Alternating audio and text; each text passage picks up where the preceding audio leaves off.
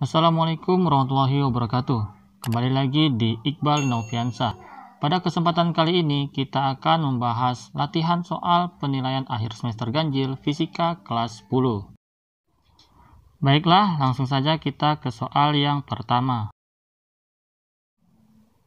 Berikut yang merupakan sekelompok besaran pokok adalah, perlu kita ingat kembali, ada 7 besaran pokok. Apa saja yang tergolong ke dalam 7 besaran pokok di sini? Oke, kita tuliskan satu persatu. Ada massa, kemudian ada panjang, kemudian ada waktu. 4 lainnya adalah suhu, kemudian jumlah mol. Yang keenam ada kuat arus. Dan yang terakhir, yang ketujuh, ada intensitas cahaya. Nah, jadi yang perlu diingat adalah ketujuh besaran pokok ini. Di luar dari 7 besaran ini adalah besaran turunan. Maka, jika kita lihat pada pilihan, tentunya jawabannya adalah opsi yang E, suhu, kuat arus, massa. Nah, pada pilihan A, kenapa? Di sini ada gaya dan daya. Ini merupakan besaran turunan. Di sini ada impuls besaran turunan, usaha, dan di opsi D ada gaya dan energi. Oke, ingat 7 besaran pokok. Lanjut ke soal yang kedua. Besaran momentum merupakan hasil kali massa dan kecepatan. Yang ditanyakan di sini adalah dimensi dari momentum. Oke, di sini sudah diberikan bahwa momentum adalah atau sama dengan massa dikali kecepatan. Nah, di sini membantu kita untuk menentukan dimensinya karena rumusnya sudah diketahui. Oke, massa merupakan besaran pokok sehingga momentumnya adalah M. Oke, menggunakan huruf besar, huruf kapital, dan ditandai kurung seperti ini. Nah, ingat kecepatan ini besaran turunan, tetapi harus kita ingat juga sehingga tidak perlu kita cari lagi dimensinya. Dimensi kecepatan adalah L-T-1 ya. L itu panjang, T ini waktu. Sehingga kita gabungkan menjadi M L T-1. Nah, inilah dimensi dari momentum. Hasil kali dari massa M dengan kecepatan L-T-1. Oke. Nah, ada beberapa besaran turunan yang harus diingat dimensinya. Seperti yang A di sini, L-T-2 ini adalah percepatan. Oke. Kemudian di C di sini ML-T-2 ini merupakan dimensi dari gaya. Nah, selain itu juga ada kecepatan tadi merupakan besaran turunan. Dimensinya adalah LT-1. Nah, percepatan, kecepatan, dan gaya ini kalau bisa harus diingat untuk memudahkan. Oke, selain 7 besaran pokok. Oke, lanjut soal yang ketiga di sini tentang pengukuran. Oke, coba kita perhatikan gambar di sini. Di sini adalah gambar dari jangka sorong. Jelas juga di sini dituliskan jangka sorong. Diminta hasil pengukuran yang terbaca. Oke, perhatikan di sini ini 4 cm tertulis pada skala tetapnya. Berarti sebelum 4 di sini tentulah adalah 3 walaupun tidak ditulis di sini. Nah, angka pertama membaca jangka sorong adalah membaca skala tetapnya. Patokannya adalah 0 di sini ya. 0 yang di bawah ini patokannya. Kita lihat garis sebelum 0-nya di sini. Ya, garis terakhir sebelum 0 ini adalah kita tandai di sini. Ya, kalau ini 3,5, 3,6 berarti ini 3,7. Oke, 3,7. Untuk skala tetapnya kita dapatkan 3,7, tentunya satuannya cm. Nah, di sini kita lihat skala noniusnya untuk mencari angka kedua di belakang koma. Nah, skala nonius yang kita lihat adalah garis yang berhimpit atau sejajar dengan yang atasnya. Oke, kita tandai di sini. Garis yang ini berarti adalah ini berarti garis ke-5 pada skala yang bawah, skala nonius. Nah, ini langsung saja untuk cara cepatnya, berarti ini angka keduanya adalah 5. Sehingga kita dapatkan 3,75. 3,7 untuk skala tetapnya, pembacaan yang pertama bagian atas, dan angka keduanya di sini adalah skala nonius yang berhimpit, yaitu angka 5. Sehingga jawabannya adalah 3,75 cm yang D. Lanjut. Pada suatu pengukuran ketebalan benda, diperoleh hasil pengukuran 10,40 cm. Jumlah angka penting dari hasil pengukuran ini. Nah, 10,40, ingat, untuk aturan angka penting, ini jawabannya adalah 4 angka penting. Nah, mengapa? Perlu kita ingat untuk aturan angka penting, terutama untuk posisi 0 ya, posisi angka 0. Itu syaratnya apa saja? Oke, kita contohkan di sini. Untuk angka 0 yang berada di belakang setelah desimal di sini kita contohkan, misalnya 12,00, maka kedua 0 ini dihitung sebagai angka penting sehingga ada 4. Nah, berbeda dengan 0,025. Nah, 0 yang berada di sisi depan di sini penempatannya ini tidak terhitung sehingga hanya 2 dan 5 saja. Menjadi 2 angka penting. Oke, bisa dibedakan di sini untuk penempatan 0. Oke. Nah, kita lanjut soal yang kelima. Nah, soal kelima di sini sebuah plat tipis berbentuk persegi. Nah, di sini juga menggunakan hasil pengukuran jangka sorong. Nah, di sini perhatikan gambarnya. Nah, apa yang diminta di sini? Yang diminta di sini adalah luas. Oke, hati-hati, di sini adalah diminta luasnya menggunakan aturan angka penting. Nah, pertama tentunya kita baca terlebih dahulu hasil pengukuran jangka sorongnya. Oke, seperti biasa cm.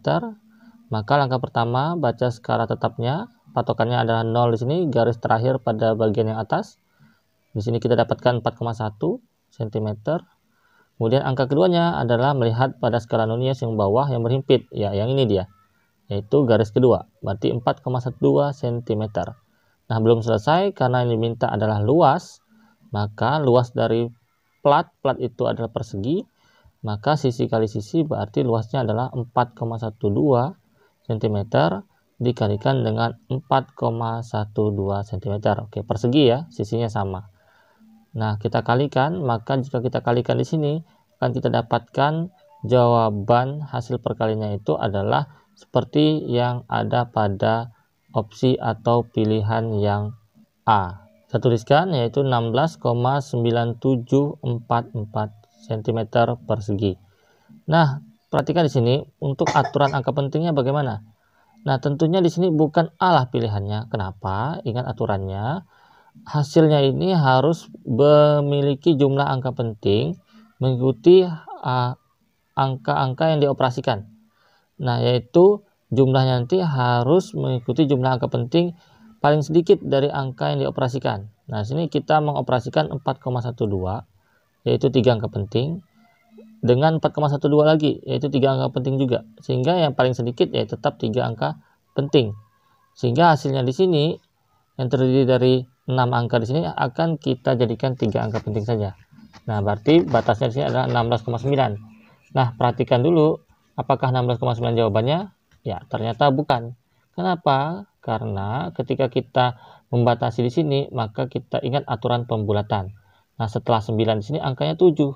7 itu kan lebih dari 5 sehingga mempengaruhi angka 9 yang ada di depannya. Nah, setelah angka 9 jika dibulatkan ke atas berarti menjadi ya naik 1 sehingga di sini mempengaruhi menjadi 17,0. Oke. Nah, tidak mungkin 16,10 ya, tetapi 17,0. Nah, ini 3 angka penting. Jawabannya adalah C. Oke, pahami baik-baik ya. Soal berikutnya, tebal selembar kertas diukur menggunakan mikrometer skrup. Nah, masih tentang pengukuran, tetapi kali ini adalah mikrometer skrup. Nah, yang diminta di sini adalah hasil pengukuran beserta ketidakpastiannya. Nah, ada tambahan ketidakpastian di sini. Nah, bagaimana membaca mikrometer skrup? Oke, yang kita lihat tentunya di sini skala tetapnya terlebih dahulu. Angka terakhir sebelum selubung putarnya itu di sini adalah 2,5. Ya, satuannya milimeter. Kemudian kita lihat pada skala putar ini yang segaris dengan ini ya. Yang lihat segaris di sini. Maka kita tandai di sini ya, ini adalah angka ya, di sini berarti 23 ya. Kita tinggal urutkan saja 20, 21, 20, 23. Nah, untuk penempatannya di sini yaitu adalah 0,23. Nah, sesuai dengan tingkat ketelitiannya ya. Maka kita jumlahkan 2,5 dengan 0,23, 2,73. Nah, oke, maka jawabannya di sini bisa A, bisa B. Ya, antara A B saja. CDE udah dipastikan tidak ya. Nah, untuk ketidakpastiannya bagaimana? Ketidakpastian untuk mikrometer sekrup itu adalah setengah dari nilai ketelitiannya, yaitu adalah ini dihafal saja boleh 0,005 mm. Jadi jawaban yang tepat adalah D. Lanjut. Nah, sekarang kita masuk tentang vektor. Berikut ini yang merupakan besaran vektor, kelompok besaran vektor. Nah, apa itu besaran vektor? Besaran vektor adalah besaran yang memiliki nilai dan juga arah. Nah, ini yang membedakannya dengan besaran skalar ya, ada vektor, ada skalar. Nah, kita lihat di sini besaran-besaran yang tidak tergolong vektor, ini ada jarak ini tidak memiliki arah. Kemudian di sini ada energi juga tidak masuk. Untuk opsi C, nah ini jawabannya ya, momentum, kecepatan, gaya ini adalah besaran vektor. Untuk opsi D di sini ada daya yang bukan, dan yang E di sini ada usaha dan energi yang bukan merupakan besaran vektor. Nah, yang bukan di sini adalah termasuk besaran skalar. Oke, jawabannya adalah C. Kita ke soal vektor yang berikutnya. Nah, di sini perhatikan beberapa vektor berikut. Ada vektor A, kemudian vektor B, dan vektor C. Nah, kalau kita lihat di sini ini kita ingat tentang poligon ya. Yang diminta adalah min C min A plus B. Nah, perhatikan ini vektor C. Kalau vektor min C berarti arahnya sebaliknya ya. Nah, oke, tinggal kita pindahkan arahnya. Nah, berarti yang A ini jelas bukannya. B ini benar arah C-nya min C. Ya, D juga benar. Begitu juga dengan opsi E. Berarti menyisakan B, D, dan E. Lanjut. A menjadi ke bawah karena menjadi minus A ya. Minus A arahnya berlawanan dengan A. Nah, kita lihat di sini opsi B tidak tepat karena harusnya dimulai dari setelah C ya. Ingat poligon setelah min C harusnya. Oke, ini jelas salah. Kemudian yang D ini benar ya. Setelah min C dilanjutkan dengan min A. Oke, ke bawah benar. Nah, untuk opsi E juga nih. Setelah min C ini malah dilanjutkan dengan min B ya. Oke, sehingga di sini menyisakan opsi D saja, sehingga tidak perlu kita lanjutkan. Tapi kalau kita lanjutkan di sini jelas sebenarnya setelah min A itu adalah plus B. Oke, setelah min C min A adalah plus B. Tetap. Nah, sehingga jawaban yang tepat ini adalah D. Ini tinggal kita menyesuaikan gambar ya. Sebuah kotak hendak digeser dari posisinya semula. Pada kotak dikerjakan dua buah gaya. Nah, seperti yang ada pada gambar di sini. Ada F1 dan F2. Nah, resultan gaya F1 dan F2, F1 plus F2. Oke, ini tentang vektor masih ya, yaitu penjumlahan vektor atau resultan vektor. Nah, kita lihat di sini apabila dua buah vektor, kita gambarkan ulang di sini, di mana kedua vektor ini tidak tegak lurus, tidak searah ataupun berlawanan, tetapi membentuk sudut ataukah lancip ataukah tumpul. Oke, ini rumusnya ya. Oke, jika menemukan dua buah vektor yang seperti ini, maka kita gunakan rumus resultan vektor, yaitu akar dari F1 kuadrat ditambah F2 kuadrat, karena disini menggunakan F1 dan F2 ya, plus dalam kurung 2 dikali F1 dikali F2 dikali dengan cos dari sudut yang dibentuknya, sudut antara kedua vektor ya. Nah, sini 60 derajat pada soal ini. Oke, jadi mengikuti soal ya sudutnya. Nah, kita masukkan angka-angkanya. Setelah kita tuliskan persamaannya, kita masukkan di sini 30 kuadrat ditambah 50 untuk F2-nya. Kemudian yang dalam kurung 2 dikali 30 dikalikan 50, dan cos 60 itu adalah 1/2 atau 0,5. Oke, ini sudah tetapan ya, ini dihafal ya, dihafal cos 60. Nah, kita coret 2 dengan setengah sehingga habis ya. Maka di sini menjadi 30 kuadrat yaitu 900. 50 kuadrat berarti 25, 00 ditambah 30 kali 50 berarti 15, 00 ya. Sehingga kita totalkan semuanya di sini adalah 4.900. Akar dari 4.900, akar 49 itu 7, sehingga sini ada 70. Ya, jawabannya 70 Newton. Satuannya Newton ya, mengikuti soal. Oke. Lanjut untuk soal berikutnya. Oke, selanjutnya masih tentang vektor. Nah, di sini menggunakan konsep penguraian vektor. Oke. Tetapi di sini ada dua buah vektor ya, vektor F1 dan F2. Maka masing-masing ini akan kita uraikan terlebih dahulu. Karena yang ditanyakan adalah nantinya ada resultan. Oke, kita uraikan vektor yang pertama. Di sini kita gambarkan ulang F1. Oke. Sudutnya ini 37 derajat, maka kita menggunakan konsep depan samping miring ya, trigonometri. Oke, kita bentuk segitiga terlebih dahulu. Sudutnya, oke, ini yang horizontal X ya, yang vertikal ini Y. Oke, ingat ya, jangan sampai ketukar. Nah, sudutnya di sini. Oke, dengan posisi sudut di sini berarti Y di sini adalah sisi depan ya. Ingat ya, sisi depan. Sisi depan berarti menggunakan apa? Iya, sin. Sin ya, ingat itu lebih enak mengingat depan sin, maka di sini X sudah dipastikan cos. Oke, kita coba uraikan, maka akan kita dapatkan nilai F1X dan F1Y nya. F1X nya tadi menggunakan cos ya, berarti nilai F1 nya adalah 20 dikalikan dengan cos dari sudut yaitu 37 derajat. Nah, kemudian kita hitung di sini F1X 20 cos 37. Nah, ini tidak diketahui di soal, berarti ini diingat, yaitu 4/5 cos 37. Maka 20 dikali 4/5 berapa? Oke, 20 dengan 5 bisa kita bagi dulu terlebih dahulu. Dapat 4, maka 4 dikali 4 adalah 16. Nah, ingat arahnya di sini. Karena arahnya ini adalah ke kanan ya. F1 ini arahnya ke kanan, berarti X-nya positif. Nah, lanjut bagaimana dengan F1Y-nya? Nah, untuk F1Y-nya, oke, kita tuliskan di sini. Kita batasi saja ya. Maka F1Y di sini adalah 20. Ya, ingat tadi sin ya. Sisi depan sin 37. Berarti 20 sinnya itu 3/5. Oke. Maka seperti tadi 5 dengan 20 kita bagi dapat 4 kali 3 12. Nah, arahnya kemana? Ke atas ya. Y-nya ke atas di sini. Berarti positif juga. Nah, lanjut untuk yang vektor kedua. Vektor pertama sudah kita uraikan, sekarang vektor kedua. Oke, kita gambarkan dengan warna biru biar berbeda di sini ya. Nah, F2 kita bentuk segitiga juga untuk bisa melihat depan sampingnya. Nah, ini 37-nya di sini, maka sisi depannya berarti yang ini. Nah, Y ya, yang vertikal, dan yang horizontal ini X. Sisi depannya adalah Y lagi. Nah, Y lagi menjadikan sisi depan. Berarti ingat depan tadi menggunakan sin. Kalau Y-nya sin berarti X-nya cos ya. Nah, kita uraikan seperti F1 tadi, maka kita tuliskan di sini di bawahnya F2X. X tadi menggunakan cos ya, berarti sama nilainya di sini 20, soalnya juga 20 cos 37. Nah, hasilnya pasti sama dengan F1X, angkanya sama, 16. Sedangkan F1Y-nya di sini sama juga ya, 20 sin 37. Dapatnya adalah 12.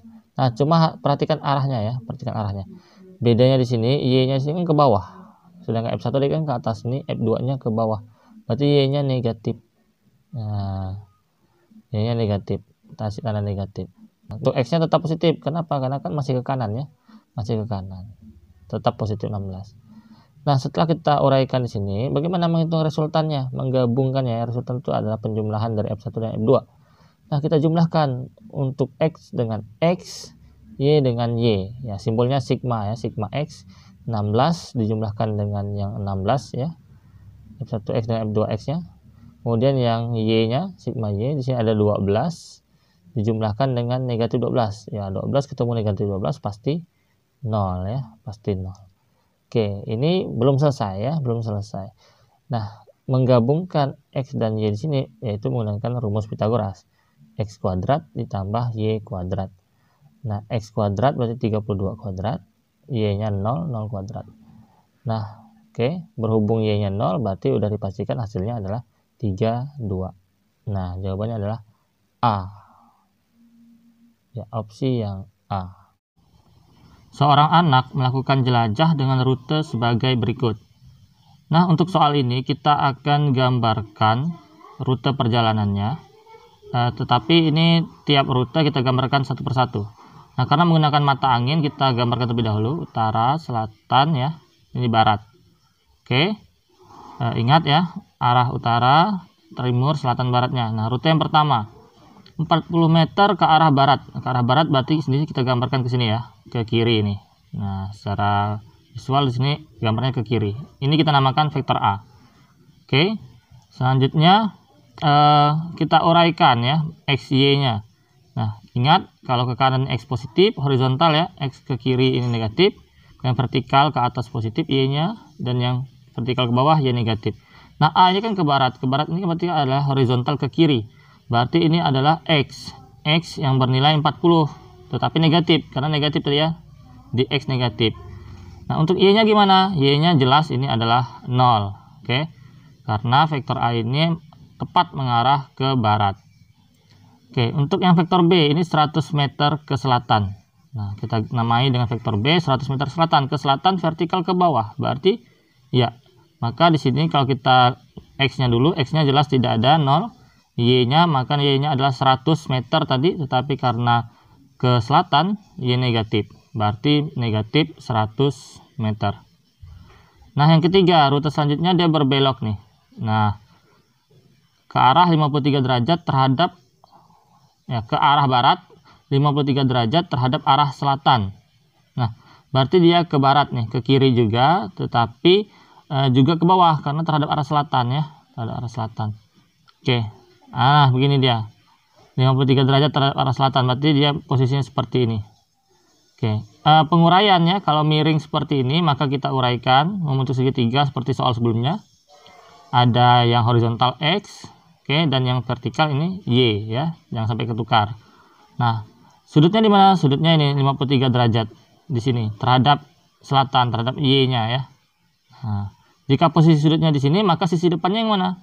Ya, sisi depannya tidak lain adalah yang x. X adalah sisi depan. Ingat kalau sisi depan itu adalah sin atau cos? Ya, sin ya. Kalau sisi depan berarti menggunakan sin. Maka y-nya di sini otomatis menggunakan cos. Nah, khusus C di sini kita menggunakan sin cos. Maka X-nya di sini tadi adalah sin, berarti nilainya 100. 100 sin berapa sudutnya tadi? 53 derajat. Nah, sin 53 itu 4/5 ya, berarti 100 dikali 4/5. Maka kita dapatkan 100 bagi 5 dulu, dapat kita coret ya biar terlihat warna berbeda. Ini 20 kali 4 berarti 80. Nah, arahnya gimana? Nah, ini kan dia ke barat nih, ke barat kan ke kiri ya. Berarti nilainya masih bertanda negatif. Oke, lihat matangin saja, barat tadi kan ke kiri. Nah, selanjutnya gimana y-nya? Y-nya menggunakan cos. 100 cos 53 derajat. Masukkan 100 dikali cos 53 itu 3/5, maka 100 bagi 5 20 kali 3 60. Nah, arahnya nah kan ke bawah nih, ke selatan ya. Y negatif, berarti negatif 60. Nah, setelah kita dapatkan nilai x, y dari ketiga rute di sini, maka sama seperti soal sebelumnya kita akan jumlahkan untuk x dan y-nya. Nah, x di sini ada negatif 40, masukkan tanda negatifnya, ada 0 dan ada negatif 80. Berarti totalnya berapa? Ayo. Totalnya adalah negatif 120. Nah, sekarang yang y. Y-nya sigma y sama dengan 0 ditambah ada negatif 100. Kemudian jangan lupa masukin negatifnya dan negatif 60. Nah, kalau kita tidak memberi tanda negatif, tentu hasilnya akan keliru ya, akan berbeda. Nah, ini menjadi 160, min 160. Oke, kita hapus lebih dahulu karena ruangnya sudah penuh. Kita hapus lebih dahulu. Langkah selanjutnya apa? Nah, untuk menghitung perpindahan ini kan ada resultan ya, resultan vektor. Maka setelah kita hitung jumlah x dan y-nya, sama seperti soal penguraian sebelumnya, kita gunakan rumus Pythagoras. Oke, kita namai saja resultan sama dengan akar dari x kuadrat, jumlahnya ya. Kita singkat saja x kuadrat dan y kuadrat. Berarti 120 kuadrat. Minnya masukin, nggak apa-apa ya. Nanti dikuadratin pasti jadi positif ya. Kalau negatif dikuadratin pasti positif. Nah, kita masukkan 12 kuadrat kan 144. Berarti 00 plus 160 kuadrat berarti 25600. Dijumlahkan menjadi 4000 ya maksudnya. 40.000, sorry. Nolnya ada 4. 40.000 berarti akar 40.000 itu adalah 200. Nah, kita dapatkan resultannya 200 meter. Nah, maka di sini opsi yang C Ya, opsi C dan D. Yang E salah nih ya. Oke. Nah, arahnya gimana? Arahnya. Nah, untuk arahnya kita bisa gambarkan rutenya secara lengkap ya. Untuk arahnya kita gambarkan rutenya secara lengkap. Kita gambarkan di sisi sebelah sini saja. Pertama tadi kemana? Pertama tadi adalah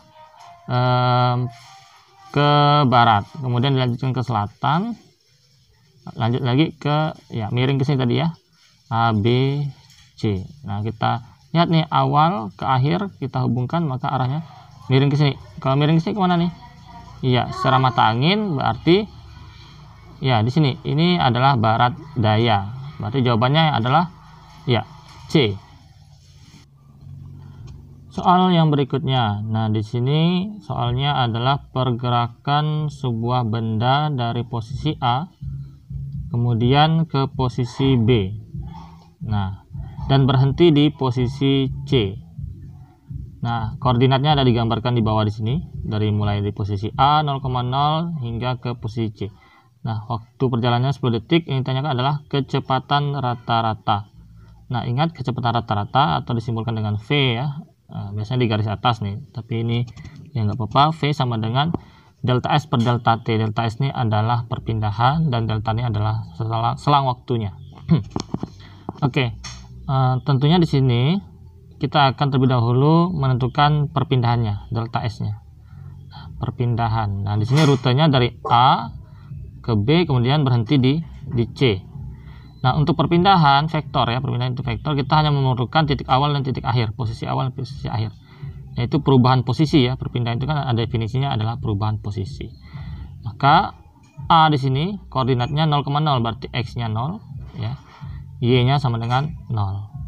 Nah, untuk C ini koordinatnya X-nya 12 ya.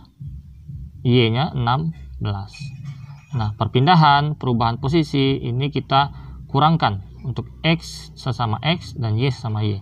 Nah, untuk mengurangkannya ini posisi akhir kurang posisi awal ya. Ini tidak kita jumlah tapi kita kurang. Posisi akhir kurang posisi awal. Kalau pakai koordinat ini kita kurang. Atau X2 kurang X1, XC kurang XA boleh. 12 kurang 0 maka tetap 12. Untuk yang selisih Y-nya Y2 atau YC dikurang Y1 atau YA boleh ya. Maka 16 dikurang 0 berarti 16. Nah, langkah selanjutnya tetap sama, yang namanya vektor, perpindahan atau resultan itu sama ya.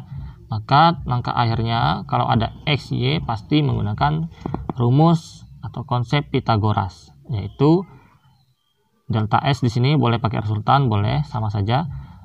X kuadrat plus Y kuadratnya. X-nya berapa? Yaitu tadi delta X-nya 12. Kita ringkas saja menjadi X ya. X-nya 12. Y-nya tadi 16. Nah, kita kuadratkan, kemudian kita jumlahkan. Maka berarti di sini akar dari 144 ditambah 256. Berarti ya mirip dengan soal sebelumnya angkanya ya. Yaitu 400. Akar 400 itu 20. Berarti jawabannya ini 20. Belum selesai.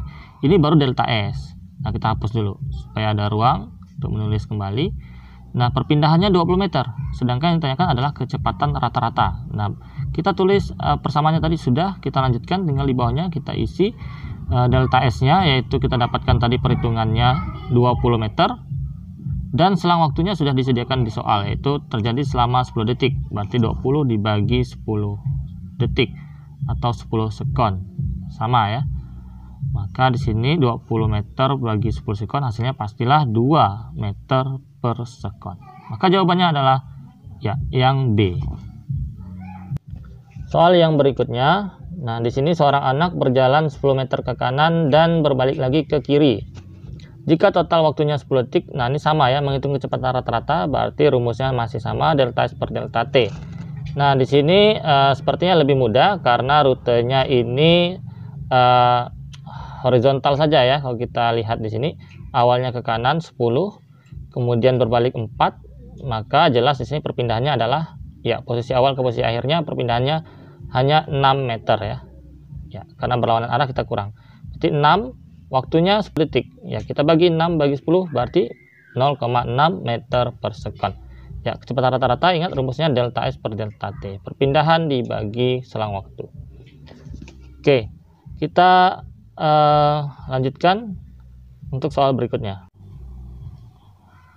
Sebuah mobil yang melaju dengan kelajuan 25 meter per sekon melintasi suatu jalan lurus tanpa percepatan. Nah, di sini kata kuncinya tanpa percepatan. Berarti di sini jenisnya adalah GLB ya, gerak lurus beraturan. Oke, ingat ciri-ciri GLB. Nah, jarak yang tempuh, pertanyaannya jarak yang tempuh dalam waktu 10 detik. Nah, ini ketahui di sini ada kecepatan dan waktu. Oke, kita kalau GLB ingat ya rumusnya itu, atau kita gunakan segitiga ajaib ya, segitiga ajaib. Tiga besaran, itu S jarak, V kecepatan, dan waktu. Nah, karena yang ditanyakan di sini adalah jarak, berarti kita tutup S-nya. Kalau kita tutup S-nya, maka rumusnya berarti adalah V dikali T. Oke. Jadi cara menggunakan segitiga ini yang ditanyakan itu kita tutup. Kalau kita tutup V berarti S bagi T ya. Kalau kita tutup T berarti S dibagi V. Oke. Nah, karena ditanyakan jarak berarti S sama dengan V dikali T, kecepatan dikali waktu. Nah, nilainya diketahui 25 untuk kecepatannya, satuannya meter per sekon, dikalikan waktunya 10, berarti tidak lain jawabannya adalah 250 meter. Ya, jawabannya adalah B. Nah, lanjut ke soal berikutnya. Soal yang berikutnya di sini, sebuah mobil berkecepatan 20 meter per sekon mendadak direm karena ada sesuatu hal. Nah, di sini ada kata direm ya. Jelas pasti kecepatannya berubah. Di sini mobil berhenti 40 meter setelah pengereman. Yang ditanyakan adalah selang waktu. Oke. Jelas di sini adalah GLBB karena direm tadi pasti kecepatannya berubah. Nah, GLBB itu ada 3 persamaan. Jangan menggunakan persamaan GLB segitiga ajaib tadi ya. Nah, ini persamaannya VT sama dengan V0 plus AT. Kemudian ada S sama dengan V0 dikali T ditambah setengah dikali A dikali T pangkat 2. Kemudian yang ketiga ada VT kuadrat sama dengan V0 kuadrat plus 2AS. Oke, rumus yang mana akan kita gunakan? Nah, kita tulis saja terlebih dahulu diketahuinya agar lebih mudah dilihat. V awal, V0, 20. Awalnya bergerak dengan kecepatan 20 meter per sekon. Kemudian ya ada jaraknya di sini hingga berhenti 40 meter. Kemudian di sini berhenti berarti perubahan kecepatannya ini sampai 0 ya, VT. Kecepatan akhirnya 0. Kemudian ditanyakan di sini adalah selang waktu. Oke, ditanya dit sama dengan T. Nah, rumus yang mana sudah bisa dikira, persamaan mana yang kita gunakan, yang atas, yang tengah, atau yang bawah. Pertama, yang kedua, atau yang ketiga. Nah, kita akan menghitung percepatannya terlebih dahulu. Kita akan menghitung percepatannya. Nah, untuk mendapatkan nilai percepatannya terlebih dahulu, kita akan gunakan rumus yang ketiga, yaitu VT kuadrat, karena VT-nya ada, ya, V0-nya juga ada, dan S-nya ada. Berarti 0 kuadrat sama dengan 20 kuadrat ditambah 2 dikali percepatan A yang akan kita cari, dan jaraknya 40. Berarti 0 sama dengan 400 ditambah 2 kali 40, 80A. Kita pindahkan ke sini, minus 80 atau minus 400 yang kita pindahkan ya. Minus 400 sama dengan 80A. Berarti A sama dengan negatif 400 bagi 80. Ya, langsung saja kita bagi, berarti hasilnya adalah negatif 5. Ini nilai percepatannya. Kenapa negatif? Karena tadi direm ya, melambat. Kalau melambat berarti A-nya bernilai negatif. Kalau positif berarti dia semakin cepat. Nah, itu perbedaan positif dan negatif untuk nilai percepatan A. Nah, selanjutnya kita gunakan rumus yang pertama ya untuk mencari waktu. Tujuan akhirnya adalah mencari waktu. VT-nya 0, V0-nya 20 plus A-nya jangan lupa negatif 5. Negatifnya masukin supaya hasilnya tepat ya. T, maka di sini berarti 5T kita menjadikan positif. Di sini 5T sama dengan 20, berarti T sama dengan 20 bagi 5, 4 sekon, 4 detik. Jawabannya D. Oke, dipahami baik-baik, pelan-pelan saja, nggak apa-apa. Nah, selanjutnya soal yang terakhir di sini ya. Santi bersepeda dengan kelajuan 2 meter per sekon. Pada jarak 100 meter di depannya terlihat Bobby bersepeda ke arahnya dengan kecepatan 3. Waktu dan jarak Santi akan bertemu Bobby. Nah, oke, ini soal seperti ini adalah menggunakan konsep GLB sebenarnya ya. Jadi kalau ada soal bertemu seperti ini tanpa ada percepatan, ini GLB. Nah, kita gambarkan di sini Santi, di sisi yang lain ada Bobby ke arah Santi. Jadi arahnya ini berlawanan, saling mendekat gitu ya. Jarak keduanya awalnya 100. Nah, ini pada waktu keberapa mereka akan berpapasan, bertemu ya. Oke. Ini rumus jadinya atau rumus singkatnya ya untuk mencari waktu terlebih dahulu, waktu bertemu atau berpapasan di sini kita bisa gunakan persamaan berikut, yaitu T sama dengan maksudnya S dibagi total V dari keduanya. Jadi 100 dibagi 2 ditambah 3 ya. 2 kecepatan Santi, 3 kecepatan Bobby. Maka 100 dibagi 5. Oke. Maka 20 meter. Maksudnya 20 sekon ya, waktu. Nah, setelah kita dapatkan waktunya, nah di sini lihat antara opsi D dan E. Nah, kalau kita perhatikan di sini sebelum kita hitung ya, kita pakai logika saja di sini. Santi kan di sini kecepatannya lebih kecil, berarti titik bertemunya di mana? Apakah di tengah-tengah, tepat di tengah-tengah? Tentu tidak ya. Titik bertemunya tentu akan lebih dekat ke Santi karena Santi kecepatannya lebih lambat. Sehingga pas bertemu si Bobby ini udah lebih dekat ke dia, ke Santi. Nah, kalau begitu apakah yang opsi D atau E? Apakah 60 meter dari posisi semula Santi atau 40 meter dari posisi semula Santi? Ya, secara logika pastilah yang 40. Oke? Maka jawabannya adalah E. Jadi tanpa dihitung ini bisa diperkirakan ya.